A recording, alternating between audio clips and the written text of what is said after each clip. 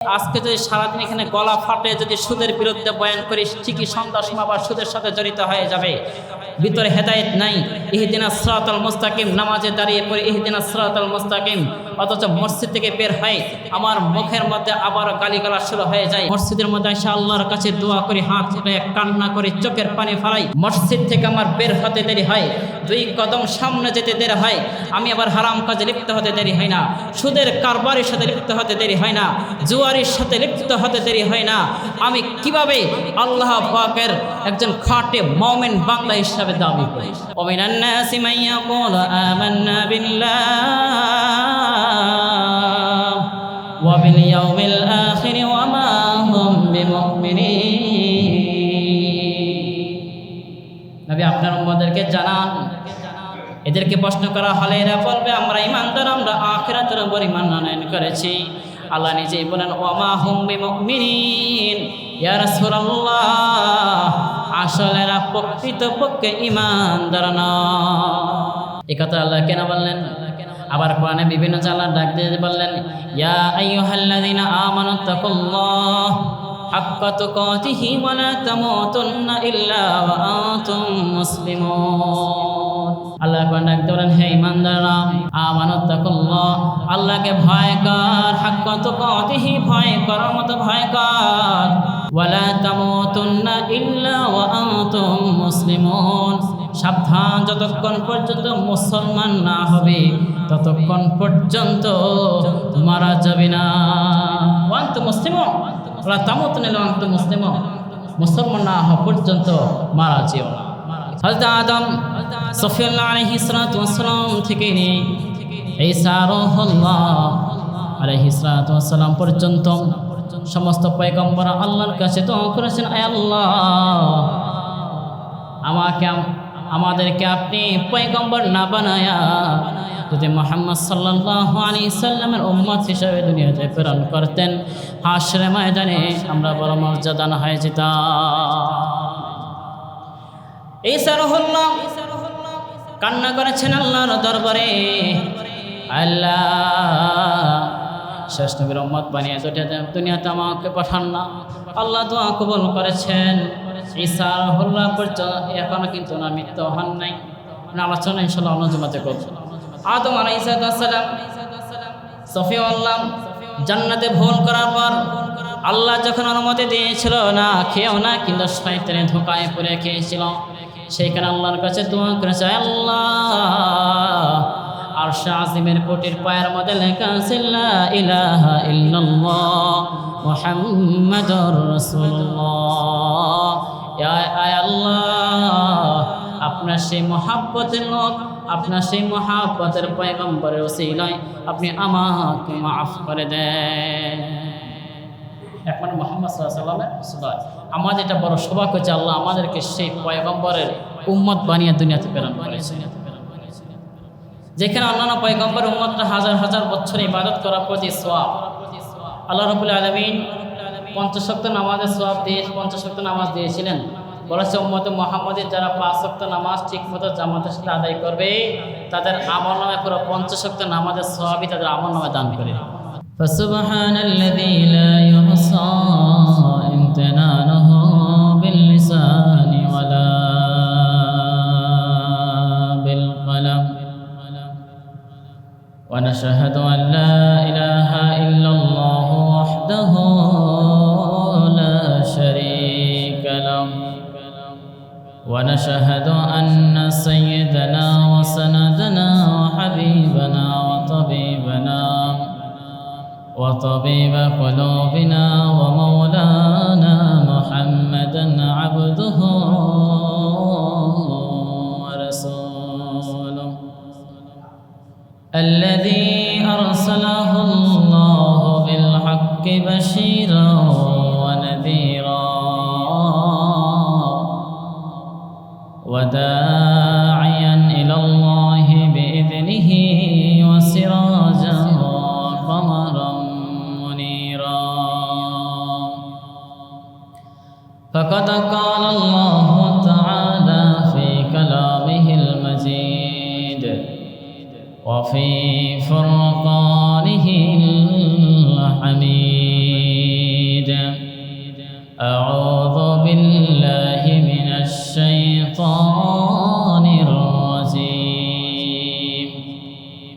بسم الله الرحمن الرحيم الذين يأكلون الربا لا يقومون إلا كما يقوم الذي يتخبطه الشيطان من المس ذلك بأنهم قالوا إنما البيع مثل الربا وحل الله البيع وحرم الربا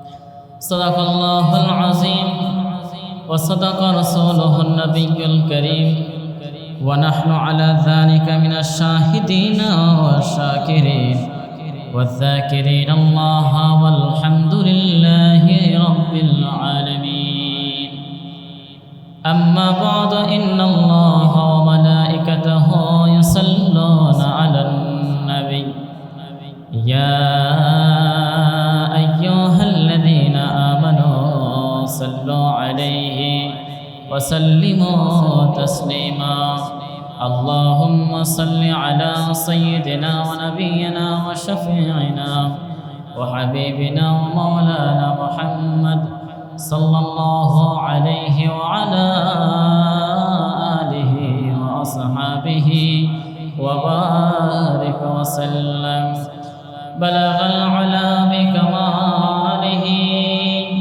كشف الدجى بجماله حسنت جميع خصاله صلوا عليه وآله محمد आकर कुफ्र को मिठाया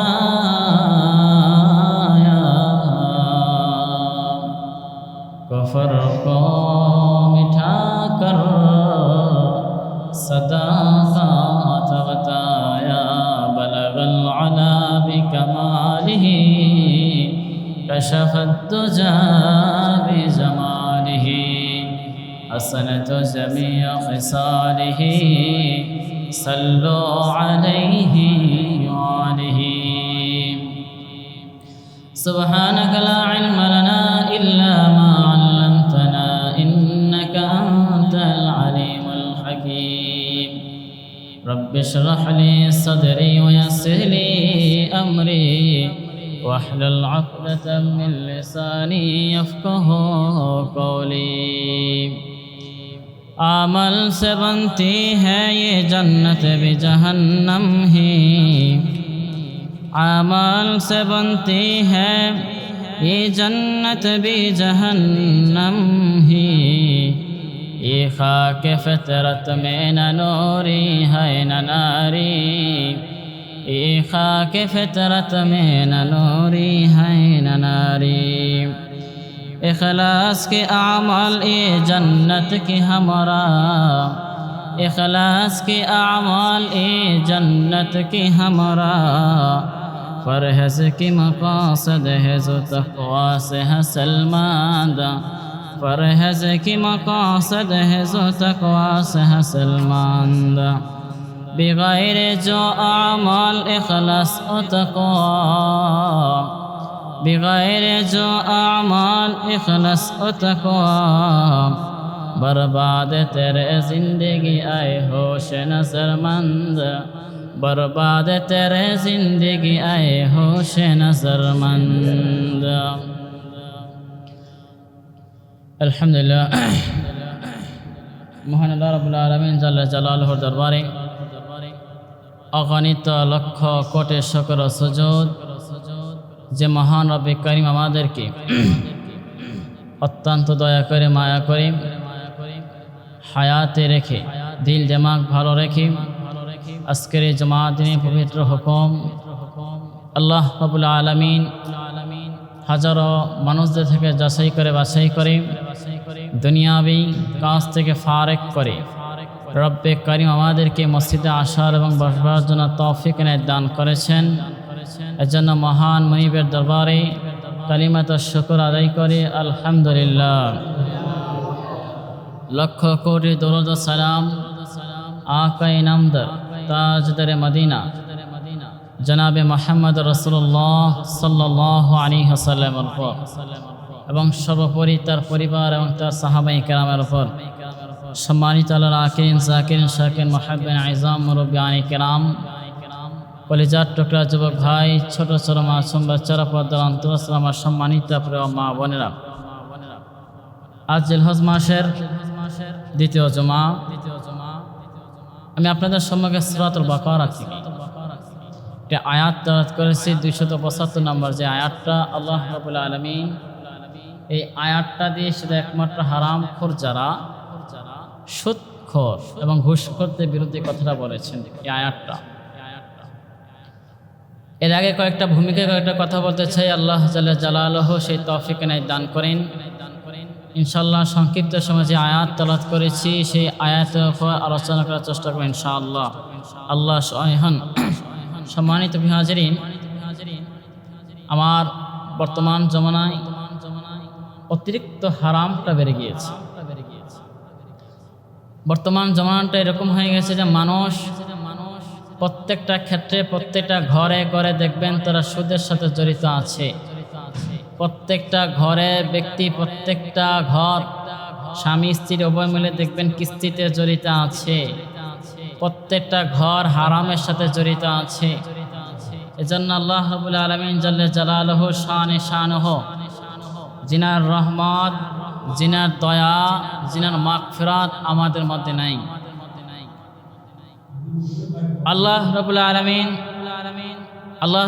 আমাদেরকে দুনিয়াতে প্রেরণ করেছেন একমাত্র ওনার হুকুম মান্য করার জন্য, হালাল রাস্তায় চলবার জন্য, হারাম থেকে বেঁচে থাকার জন্য। আমাদেরকে দুনিয়াতে প্রেরণ করেছেন একমাত্র ওনার ইবাদত বন্দেগি করার জন্য, হালাল রাস্তায় চলবার জন্য, হারাম থেকে বেঁচে থাকার জন্য। তো বর্তমান জমানাটা এরকম হয়ে আছে যে প্রত্যেকটা ঘরে ঘরে দেখবেন কিস্তি সুদের সাথে জড়িত। প্রত্যেকটা ঘরের মধ্যে দেখবেন কোনো কারণে, মনে করেন সন্তানকে বিদেশ পাঠাবে অথবা একটা ভালো চাকরি দেবে, এ কারণে কি করে একটা কিস্তি ওঠায়, অথবা ঘরের মধ্যে একটা বড় ঘরটা নির্মাণ করবে, এর জন্য কিস্তি ওঠা সুদের সাথে জড়িত হয়ে যায়। অহরহ অভাব নাই, হাতে কোনায় যে একটা ঘর ছাড়া আমার মনে হয় প্রত্যেকটা ঘরই বর্তমানে এরকম আর কি সুদের সাথে জড়িত। সুদের গুনাহ সম্পর্কে আল্লাহ রাব্বুল আলামিন কোরআনে সূরাতুল বাকারার মধ্যে 275 নম্বর যে আয়াতটা তেলাওয়াত করেছি, এর মধ্যে সারমর্ম বিশাল বড় ব্যাখ্যা দিয়েছেন। তার আগে বলি, সুদের মধ্যে যারা সুদ দেয় ও সুদ নেয় এবং যারা সুদের জামিনদার থাকে, কয় পক্ষ? 3 পক্ষ।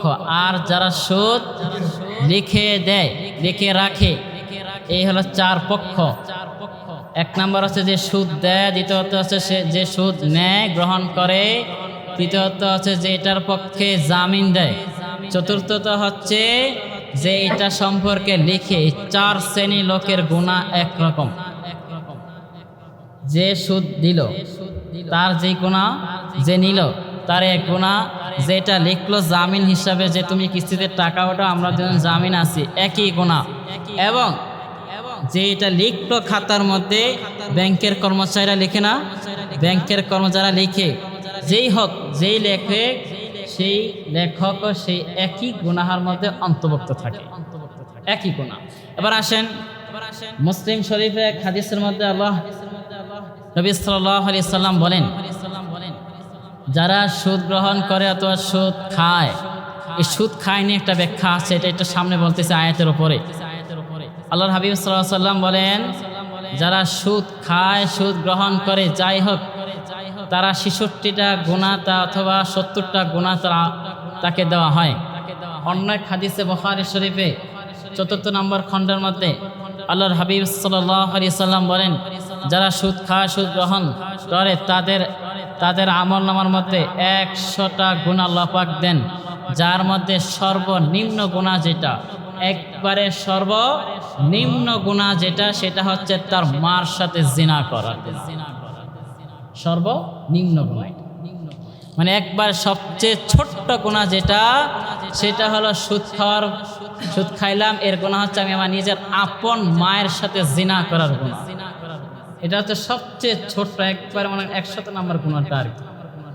এরপরে আস্তে আস্তে উপরের দিকে আসেন, আল্লাহ রাব্বুল আলামিন আরো কত ভয়ঙ্কর গুনাহ আমাদের মধ্যে লিখে রাখছেন। সেগুলো আল্লাহ নবী সাল্লাল্লাহু আলাইহি ওয়াসাল্লাম বলেন, শুধু এতটুকুই বলছেন, সর্বনিম্ন গুনাহ হচ্ছে আমি আমার জন্মদাত্রী মাথার সাথে জিনায় লিপ্ত হওয়ার গুনাহ আমাকে দেওয়া হয় সুদের কারণে। এখন বাংলাদেশে কিছু কিছু ক্ষেত্রে কোনো ব্যক্তি সুদ নেয়, আবার এখন দেখবেন কোনো সংস্থান কোনো সংগঠন সুদ দেয়। আবার কোনো মানুষরা মনে করেন তার থেকে ঋণ আনলেন 5,000 টাকা, তাকে মুনাফা দিয়ে আরো 500 টাকা বাড়িয়ে দিতে হয় অমুক দিন পরে। এই যে সুদ নেওয়া। আবার দেখুন, আপনি যদি সুদখোরদেরকে জিজ্ঞাসা করেন, বর্তমানে বাংলাদেশের মধ্যে যারা ব্যাংক 1 নাম্বার সুদের সাথে জড়িত ব্যাংক, এমন আপনি দেখবেন লিস্টের মধ্যে লেখা আছে যে আমরা মানব সেবা নিয়োজিত, উপরে চার্টের মধ্যে লেখা আছে যে আমরা অমুক ব্যাংক, প্রাইম ব্যাংক, অমুক ব্যাংক, তমুক ব্যাংক মানব সেবায় নিয়োজিত। মানব সেবায় নিয়োজিতটা কি জানেন? আমার আপনার ইমান শেষ করে, আমার আপনার ইমানকে শেষ করে আমাকে আপনাকে বেঈমান আর মুরতাদ বানিয়ে দিচ্ছে তারা। কিভাবে? আমরা তো সাহায্য পাচ্ছি, আমরা লোন পাচ্ছি, তারা লোন দিতেছে, এটা আমাদের জন্য সাহায্য, কিন্তু যে লোনের বদলতে আমাদের থেকে সুদ নিচ্ছে, আমাদের থেকে মুনাফা নিচ্ছে। আপনি যতই গরিব হন না কেন, যেমনিভাবে আপনার গলা দিয়ে পানি যখন পেটে চলে যায়, এটা যেমনিভাবে বাহির করে আনার সম্ভব নয়, তেমনিভাবে সুদি কারবারির মুনাফা মাফ করা সম্ভব হয় না। আপনি যতবারই গরিব হন না কেন, যত অসহায়তার মধ্যে পড়েন না কেন, আপনার বাড়ি বিক্রি করা হলো সেই মুনাফা আদায় করতে হয়। আপনি যত কিছু বলেন, বন্ধ হয়ে গেছে, এটা মানে সার্কিট হাউসের সমস্যা হয়েছে। আপনি যতই সমস্যার মধ্যে পড়েন না কেন, তারা তাদের মুনাফা মাফ করে না। এখন আপনি যদি তাদেরকে প্রশ্ন করেন, এই যে সুদি লেনদেন করেন, এটা কিন্তু আল্লাহ পাকের কথা, দেখেন তারা কিন্তু সেদিকে এই কথাটা বলে, সুদি লেনদেন করেন, এটা আসলে কেন করে? তো ওনারা কি বলবে জানেন? ব্যবসার ক্ষেত্রে মনে করেন আমি চকবাজার থেকে একটা লঙ্গি 200 টাকা ক্রয় করে সেটা আবার বাংলা বাজারে আইনা বিক্রি করলাম 50 টাকা বাড়াইয়া আরো 250 টাকা, 50 টাকা বাড়াইয়া আরো 250 টাকা দিয়ে মনে করেন চকবাজার থেকে কিনে আইনা বাংলা বাজারে দিলাম। এটা হচ্ছে আমার ব্যবসার ক্ষেত্রে লাভ, এইটার ব্যবসার দিকে মুনাফা। এখন এটা কিন্তু আমার হালাল, যেহেতু আল্লাহ রাব্বুল আলামিন সূরাতুল বাকারার মধ্যে বলেছেন আহাল্লাল্লাহুল বাইআ ওয়া হাররামার রিবা। আহাল্লাল বাইআ ওয়া হাররামার রিবা, যে সুদকে হারাম করেছেন, সুদকে হারাম করেছেন আর ব্যবসা, সেইখানে আমার ক্ষতিটা কি, আমার হারাম কেন হয়?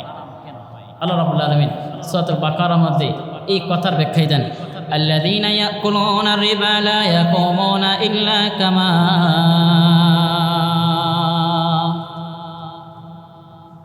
হাবিব আপনার উম্মতদেরকে বলেন, যারা সুদ খায়, যারা সুদখোর হয়, যারা সুদি কারবারি করে, এদেরকে যদি প্রশ্ন করেন এরা কেন সুদ খায়, এরা বলবে ইল্লা কামা ইয়াকুমুল্লাযী ইয়াতাখাব্বাতুহুশ শাইতানু মিনাল মাসসি।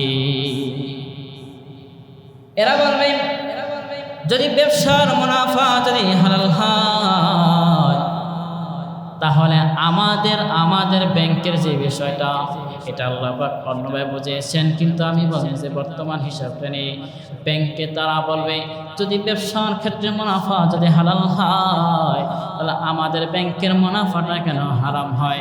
এবার আল্লাহ রাব্বুল আলামিন এখানে কয়েকটা কথা মাহজুব রেখে আবার ওনার সারাংশটা ব্যাখ্যা দিলেন। ইয়াকুমুল্লাযী ইয়াতাখাব্বাতুহুশ শাইতানু মিনাল মাসসি। ইয়া রাসূলুল্লাহ, ইয়া হাবিবাল্লাহ, আপনার উম্মতদেরকে বলে দেন যারা সুদি কারবারের সাথে জড়িত থাকে, যারা সুদখোরের মধ্যে জড়িত থাকে, আমি আল্লাহ মিনাশ শাইতানি মিনাল মাসসি, আমি আল্লাহ ভূতের মাধ্যমে যখন কারে ভূত ধরে, যখন তারা মাতাল হয়ে যায়, এমন অবস্থায় হাসরের ময়দানে আমি আল্লাহ তাদেরকে উঠাবো। শয়তান ধরার পর মানুষ যেমনি ভাবে, জিনেরা ধরলে যেমনি মানুষ মাতাল হয়ে যায়, ঠিক থাকে না? ঠিক তেমনি ভাবে এদেরকে আমি হাসরের ময়দানে উঠাবো। যারা সুদি কারবারের সাথে জড়িত। এরপর আল্লাহ পাক বলেন ক্বালু ইন্নামাল বাইউ মিসলুর রিবা, তারা বলে ইন্নামাল বাইউ মিসলুর রিবা, ব্যবসাটা যদি হালাল হয় আমারটা কেন মিসলুর রিবা, আমারটা কেন হারাম হবে, আমার মুনাফাটা কেন হারাম হবে। ওয়াহাল্লাল্লাহুল বাইআ ওয়া হাররামার রিবা, নবী আপনি বলেন আহাল্লাল্লাহুল বাইআ ওয়া হাররামার রিবা, যে আমি আল্লাহ ব্যবসাকে হালাল করেছি আর সুদকে হারাম করেছি। এখন তারা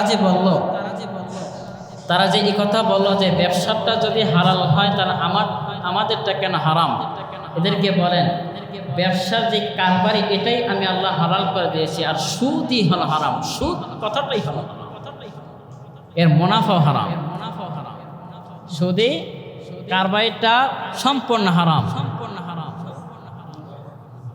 فمن جاء موعظة من ربه فأنتهى فله ما سلف يا رسول الله صلى الله عليه وسلم, আপনি আপনার উম্মতদেরকে জানিয়ে দেন যারা আমি আল্লাহর শরীয়ত মানবে না, মা সালাফা, যারা আমার শরীয়ত মানবে না, আমি আল্লাহ যে শরীয়ত এদেরকে দুনিয়াতে পাঠিয়েছি এই শরীয়ত তারা যদি না মানে এবং তারা যদি মা সালাফা, তারা যদি অনান্য, তারা আবার সুদের সাথে জড়িত হয়ে যায়, ইয়া রাসূলুল্লাহ আপনি তাদেরকে বলা দেন ওয়া আমরুহু ইলাল্লাহ, তারা যদি আল্লাহ পাকের আদেশ থেকে তারা যে দূরে থাকে তাদেরকে বলে দেন ওয়ামান আদা ফাউলাইকা আসহাবুন নার, হাশরের ময়দানে এদেরকে আমি আমার পরিপূর্ণ এবং সবচেয়ে বেশি নিকৃষ্ট শত্রু বানাইয়া আসহাবুন নার, এরপর এদেরকে জাহান্নামে নিক্ষেপ করব। হুম ফিহা খালিদুন, যার মধ্যে তারা আজীবন থাকবে আর কখনো সেইখান থেকে আর আমি তাদেরকে কখনো বের করব না। এই যে সুদী ব্যবসা, বর্তমান বড় বড় হাজি সাহেবরা 5 বার 6 বার 7 বার 8 বার হজ করছে এমন হাজি সাহেব দেখবেন সুদের সাথে জড়িত, ঘরে ঘরে তো আছেই, ঘরে ঘরে কিস্তির সাথে জড়িত থাকে, জানার পরও একটা সমস্যায় পড়ছি, কিস্তি উঠায় ফেলছে, মনে করেন সুদের সাথে জড়িত হয়ে গেছি, আমার আমল যে আমি আমল করতেছি কবুল হয় কিনা। আল্লাহর কসম, আল্লাহর কসম, আল্লাহ রাব্বিল কাবা, আমার একটা টাকা যদি সুদের হয়, আমি সারাদিন লাগে যদি কোরআন তেলাওয়াত করি আর বছরে যদি একটা উমরা হজ, একটা বড় হজ করি, আল্লাহ রাব্বিল কাবা, আমি আমার সুদের টাকা দিয়ে যদি 2 তলা 3 তলা 5 তলা মসজিদ সহ নির্মাণ করি, 2 তলা 5 তলা সহ যদি বিশাল বড় মাদ্রাসা নির্মাণ করি, আল্লাহর কসম প্রতিদিন রাত্রে যদি আমি 70 থেকে 80 রাকাত তাহাজ্জুদ নামাজ পড়ি, অথচ আমার টাকার মধ্যে সুদি টাকা আছে, আমি সুদের সাথে জড়িত, আমি সুদের ব্যবসার সাথে জড়িত, আমি ঘুষের সাথে জড়িত, আমি জুয়ারির সাথে জড়িত, আল্লাহ রাব্বিল কাবা একটা আমল আল্লাহর দরবারে কবুল হবে না। যারা সুদ খায় এদের মধ্যে আমি বলেছিলাম সর্বনিম্ন শাস্তি আল্লাহ নবী বলেছেন, মুসলিম শরীফের 3 নম্বর খণ্ডের মধ্যে হাদিসটা আসছে। আমার শায়েখ আল্লামা শেখ আহমদ সাহেব হাফেজুল মাদ্রাসা, উনি হাদিসটা যখন পড়াইছিলেন উনি এই কথাটা বলেছিলেন যে সর্বনিম্ন শাস্তি, এটা তো ওনার কথা না, এটা হচ্ছে নবী সাল্লাল্লাহু আলাইহি সাল্লামের কথা, বলেছিলেন সর্বনিম্ন শাস্তি হলো যে নিজের আপন মার সাথে জিনা করার গুনাহ, এটা হচ্ছে পুরুষদের জন্য। আর যে সমস্ত মহিলারা সুদের সাথে জড়িত হয় এদের গুনাহ হচ্ছে আপন পিতার সাথে জিনা করার গুনাহ, আল্লাহ তাদেরকে দিয়ে দেন। সর্বনিম্ন, এটা সর্বনিম্ন, সবচেয়ে বড় নয়, আর সবচেয়ে বড়টা তো আল্লাহ রাব্বিল কাবা, একমাত্র আল্লাহু আলাম, আল্লাহই ভালো জানেন। সম্মানিত ভাইরা, বর্তমান দেখবেন প্রতিটা মানুষ, অধিকাংশ 95% মানুষের সুদের সাথে জড়িত হয়ে যায়। আমি কাজ করতে যাই, আমার টাকা পয়সা নাই, আমি কি করি, কিস্তি উঠায় ফেলে সুদের সাথে জড়িত হয়ে যাই। মানে একটা কাজ করতে গেলে, একটা ঘর নির্মাণ করতে যাই, সুদের সাথে জড়িত। ছেলেকে বিদেশে পাঠাবো, প্রবাসে পাঠাবো, কিস্তি থেকে 2 লক্ষ 3 লাখ টাকা উঠে তারপর পাঠাই। আল্লাহ রাব্বিল কাবা সন্তান যতদিন ইনকাম করবে প্রতিটা ইনকাম হারাম হারাম, আর ইনকাম খাওয়াটা আমাদের আরো আগেই হারাম। এই সন্তানকে যদি আমি হারাম রাস্তায় পাঠাচ্ছি, আমি পাঠাচ্ছি আমার সন্তান ভালো কাজ করবে, টাকা পয়সা কামাবে, জমা করবে, এটা সন্তানের ভালোর জন্য চাই, কিন্তু কোন দিক দিয়ে পাঠাচ্ছি? হারাম কাজে লিপ্ত হইয়া সুদের টাকা নিয়ে এরপরে আমি পাঠাইছি। আবার আমি এমন হাজি সাহেব, দোকানে বসলে আমার মুখ দিয়ে ফতোয়ার মুফতিগিরি, আমার চেয়ে বড় মুফতি আর কে হতে পারে? আর আমি ওদিকটা তলে তলে আবার সুদের সাথে জড়িত। অভাব নেই। আমি প্রতিটা বছর আমরা হজ করি, বিশাল বড় একটা গরু দিয়ে কোরবানি দিই, মানুষকে প্রতিটা মাহফিলে আমি দান করি, মাহফিলের প্রধান অতিথি, প্রধান বক্তা হিসাবে থাকি, মসজিদের সভাপতি হিসাবে থাকি, মাদ্রাসার সভাপতি হিসাবে থাকি, অথচ আমি সুদের সাথে জড়িত।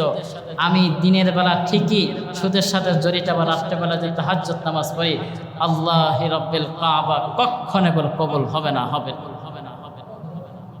সম্মানিত প্রিয় হাজিরিন, আল্লাহ রাব্বুল আলামিন আমাদেরকে দুনিয়াতে পাঠিয়েছেন একমাত্র ওনার ইবাদত করার জন্য, হালাল কাজ করা, হারাম থেকে বেঁচে থাকার জন্য আল্লাহ রাব্বুল আলামিন আমাদেরকে বানিয়ে পাঠিয়েছেন।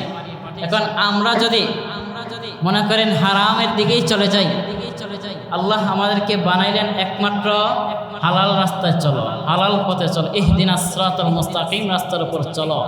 যদি এই কথা শোনার পরও যদি আমরা হারামের দিকে চলে যাই, শয়তানের রাস্তার দিকে চলে যাই, শয়তান আমাদেরকে ধোঁকা দিতে চলে যাচ্ছে। ব্যাংকওয়ালারা আমাদেরকে দেয়, আমরা জনসেবায় নিয়ে যেত, মানব সেবায় নিয়ে যেত, অথচ দেখবেন প্রতিটা গরিব যখন লক্ষ লক্ষ টাকা ব্যাংক থেকে লোন আনে, যদি না দিতে পারে, এমনও অনেক অসহায় মানুষ দেখবেন তাদের বিটা সহ বিক্রি করে তারপর ব্যাংকের মুনাফা হাসিল করতে হয়। তো এর দ্বারা কি আমাদেরকে সেবা দিচ্ছে না আর অসেবা দিচ্ছে? আমাদের বুঝে আসে না। আমরা তো আমাদের লাভ হচ্ছে, কারণ আমরা সমমত টাকা পাচ্ছি ব্যাংক থেকে। আমাদের মাথার মধ্যে এতটুকু জ্ঞান, এতটুকু বুদ্ধি নাই যে এরা আমাদের ইমানকে পরিপূর্ণভাবে শেষ করে দিচ্ছে। বড় বড় ব্যাংকের নাম দিয়ে রাখছে, ইসলামী আরাফা ব্যাংক, অমুক ব্যাংক, তমুক ব্যাংক, ইসলামী ব্যাংক, নামে ব্যাংক। একমাত্র মুহাম্মদ সাল্লাল্লাহু আলাইহি সাল্লামের সুন্নাত অনুযায়ী এই ব্যাংক চলে, অমুক অনুযায়ী ব্যাংক চলে, অথচ সুদী কারবারি প্রতিটা গরিবকে একজন অসহায় লোককে লোন দিয়ে এদের বিটা সহ বিক্রি করে তারপর মুনাফা আদায় করে। আবার যদি প্রশ্ন করা হয়, আল্লাহ রাব্বুল আলামিনকে কবরে গেলে তোমাকে ধরবে না? এই যে গরিবের উপর যে জুলুম করতেছে, কি ধরবে না? তো আবার কি বলে প্রশ্নের জবাবটা কি জানেন? আল্লাহ রাব্বুল আলামিন জানি সুদ খাওয়ার পরে দিবে ডলা, তা মুনাফা মাফ করবো কি করবো? মুনাফাটা যে গরিব হোক, আপনি যে কান্না করতে করতে পাও যদি পরে যান, মাফ আর করতে না, যতক্ষণ পর্যন্ত না মুনাফা আদায় না করে। অহরহ আল্লাহ আমাদেরকে বুঝার তৌফিক নেই। সম্মানিত প্রিয় হাজিরিন, এই অহরহ দেখবেন সমাজ এগুলো আছে, সুদের সাথে জড়িত, তারপর ঘুষ। আপনি মনে করেন আপনি একটা কাজ করেছেন যেটা সত্য কাজ, মেম্বারের কাছে গেলেন, অমুক মেম্বারের কাছে গেলেন, অমুক নেতার কাছে গেলেন, 500 টাকা বেশি দিয়ে দিলেন, দেখবেন এটা ঘুরায় ফিরে আপনার বিরুদ্ধে চলে যাবে, যে ঘুষ। আবার দেখবেন আপনি একটা কাজের দিকে যাচ্ছেন, কোনো নেতাকে ধরলেন, নেতাকে যদি 1000 টাকা বকশিস দিয়ে দেন, দেখবেন এটাকে ঘুরায় আবার অন্য দিকে ফিরাই দেবেন। আপনি দিয়েছেন 1000, আরেকজনে দিয়েছে 5000, যে মামলাটা আমার দিকে দিয়ে দেন। থানায় গেলে দেখেন পুলিশরা যে অত টাকা দেন, তাহলে আপনার মামলাটা ঘুরে আপনাকে আমি জামিন দিতে পারি, অত টাকা দিয়ে দেন। আবার যদি মনে করেন বাদী, যিনি আসামি যদি বলা, যিনি মামলা করেছেন উনি যদি বলেন না, ওনাকে আপনি অতদিন জেলে রাখেন, আরও বাড়ায় দেব, তাহলে আবার আমাদের পক্ষে সম্ভব না। আমাদের আইনে এটা নাই, আমাদের আইনের মধ্যে এটা নাই। আপনার যতদিন আদালত থেকে রায় আসছে ততদিনই আপনি এখানে কাঠগড়ায় থাকেন। ঘুষ এবার আসে জুয়ারি। প্রতিটা যুবক ছেলে থেকে শুরু করে নিয়ে বর্তমান জমানায় প্রতিটা মুরব্বী পর্যন্ত জুয়ারির সাথে আসক্ত। অনলাইনে এখন জুয়া শুরু হয়ে গেছে অ্যাপসের মাধ্যমে। এই যে যুবক ছেলেগুলো, এমন যুবকরা আছে জুয়ারির জন্য মার উপর আঘাত করে, বাবার উপর আঘাত করে, নিজের ঘর বাড়ির উপর আঘাত করে, জুয়ার টাকা যদি না দেয় মাথা তখন গরম হয়ে যায়। অনলাইনের মধ্যে ক্যাসিনো নামক এই সমস্ত অ্যাপসগুলো এই যুবকগুলোকে ধ্বংসের দিকে নিয়ে যাচ্ছে। জুয়ারি খেলে প্রত্যেকটা যুবক বলেন, মুরব্বী বলেন, এমন অহরহ অভাব নাই বর্তমান জমাটা এরকম হয়ে আছে, এক কান দিয়ে আজকে যদি সারাদিন এখানে গলা ফাটে যদি সুদের বিরুদ্ধে বয়ান করি, ঠিকই সন্ধ্যার সময় আবার সুদের সাথে জড়িত হয়ে যাবে। ভিতরে হেদায়েত নাই। ইহদিনাস সিরাতাল মুস্তাকিম, নামাজে দাঁড়িয়ে পড়ে ইহদিনাস সিরাতাল মুস্তাকিম, অথচ মসজিদ থেকে বের হয় আমার মুখের মধ্যে আবার গালিগালাজ শুরু হয়ে যায়।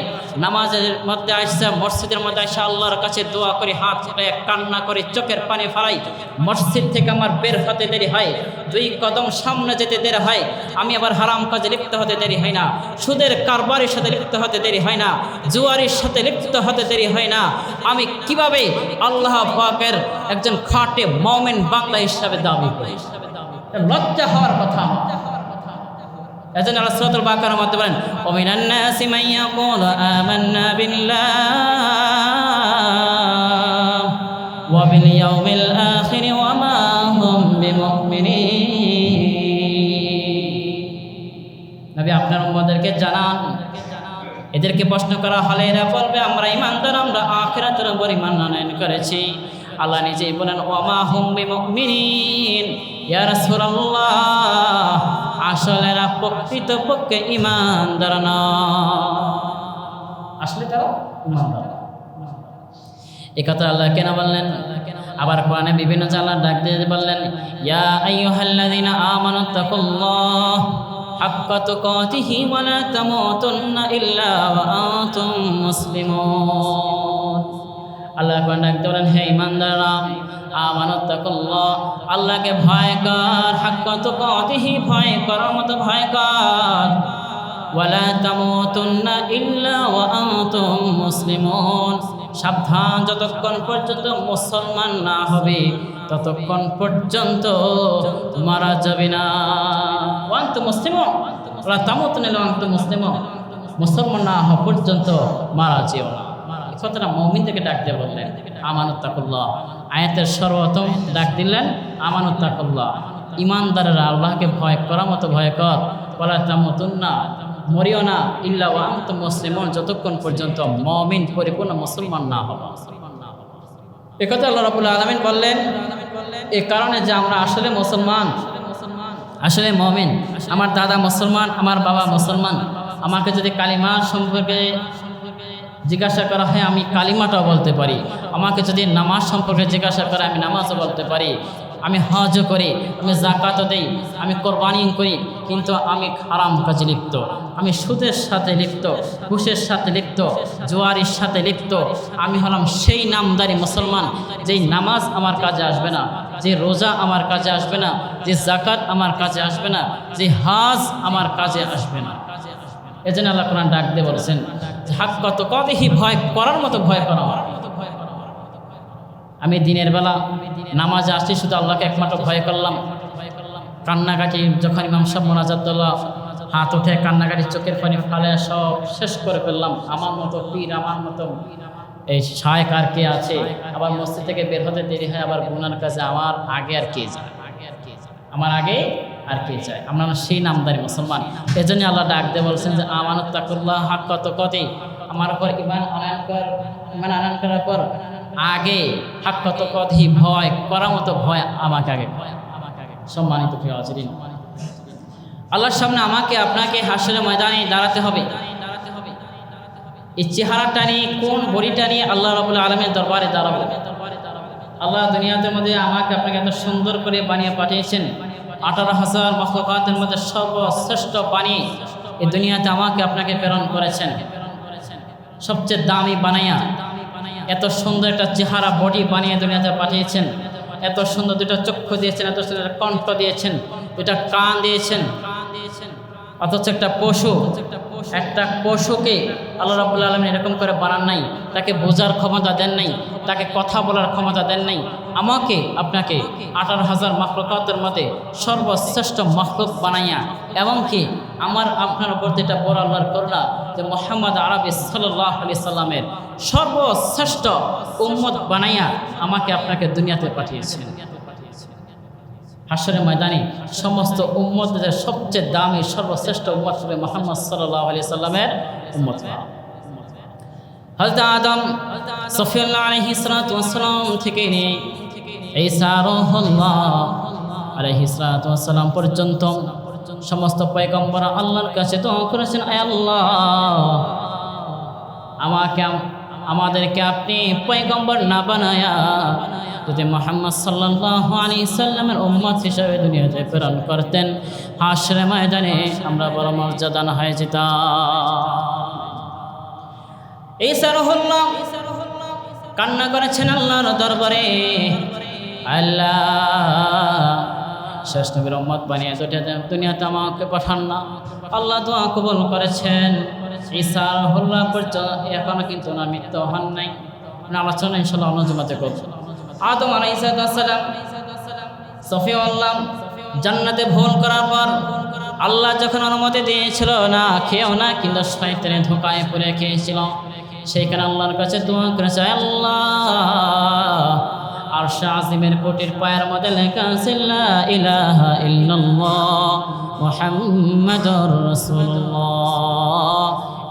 আয় আল্লাহ আপনার সেই মহাব্বতের লোক, আপনার সেই মহাব্বতের পয়গম্বরের ওসিলায় আপনি আমাকে মাফ করে দেন।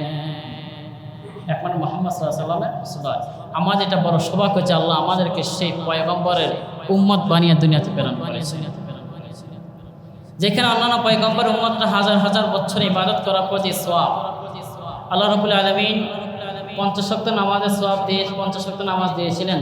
বলেছে উম্মতে মুহাম্মাদের যারা 5 ওয়াক্ত নামাজ ঠিকমতো জামাতের সাথে আদায় করবে তাদের আমলনামায় পুরো 50 ওয়াক্ত নামাজের সওয়াবই তাদের আমলনামায় দান করে।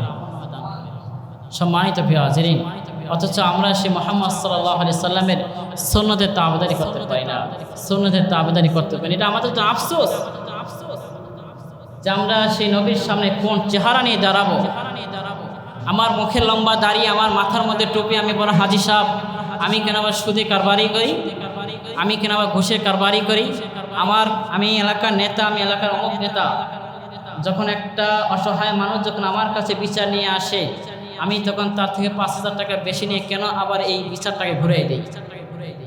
এই হাজি সাহেব দিয়ে আমার কি উপায় হবে? আল্লাহ আমাদের সকলকে সহি বুঝ দান করেন। ওয়া আখিরে দাওয়ানা আলহামদুলিল্লাহি রাব্বিল আলামিন। আসসালামু আলাইকুম ওয়া রাহমাতুল্লাহি ওয়া বারাকাতুহু। যারা পরে আসছেন সাল্লাল্লাহু আলাইহি ওয়া সাল্লাম আদায় করি।